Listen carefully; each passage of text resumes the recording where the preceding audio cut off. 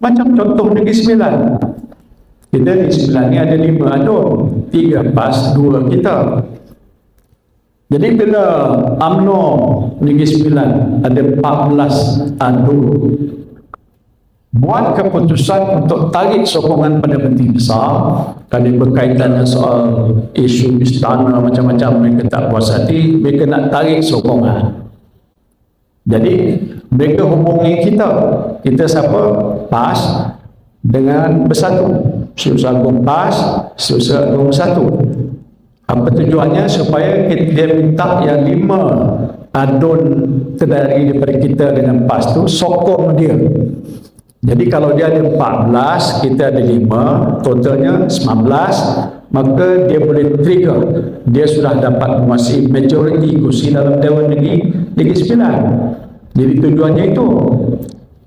Jadi bila keadaan situasi politik agak tidak stabil, kita buat keputusan, kita dengan Pak keputusan, okeylah, walaupun ini bukan parti kita, tapi untuk tujuan menstabilkan situasi politik di Negeri Sembilan, maka kita bersetuju yang 5 ini untuk sokong Jalaluddin. Kok ke manalah tahu dia boleh dapat majoriti, dan lepas tu dia kata dia boleh jadi Menteri Besar, bukan pasal kita setuju tak setuju, pasal dia dah keluar daripada PS. Pasal PS yang dipimpin oleh Menteri Besar dan lain itu bersama dengan DAP. Jadi bila dia keluar, dah tak ada elemen PS, dia tinggal UMNO saja. Jadi bolehlah agak kita bantu, yang itu yang kita lakukan. Jadi tetapi selepas itu peristiwa sudah berubah.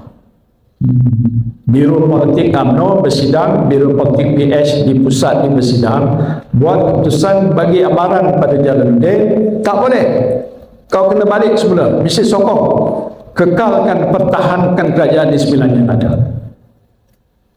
Inilah sampai hari ini. Jadi bila dah U-turn itu, tanya balik, apakah pendirian Perikatan Nasional PAS dengan Bersatu yang di bawah itu mesti kekal? Siapa boleh jawab? Nak kekal ke atau macam mana? Tak boleh kekal pasal situasi keadaan sudah berubah. Mana kalau nak sokong sekarang ni, kita sokong mana DAP ada, PS ada, kita tak sokong. Kita tak sokong. So, because kita tak sokong, sewajarlah kita tarik diri, balik semula pasal asal, waktu mana kita jadi pembangkang.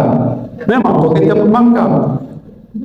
Jadi bila dah bincang soal itu, Azmin pun dah maklumkan, laporan dah keluarkan, PAS tak nak buat keputusan apa-apa.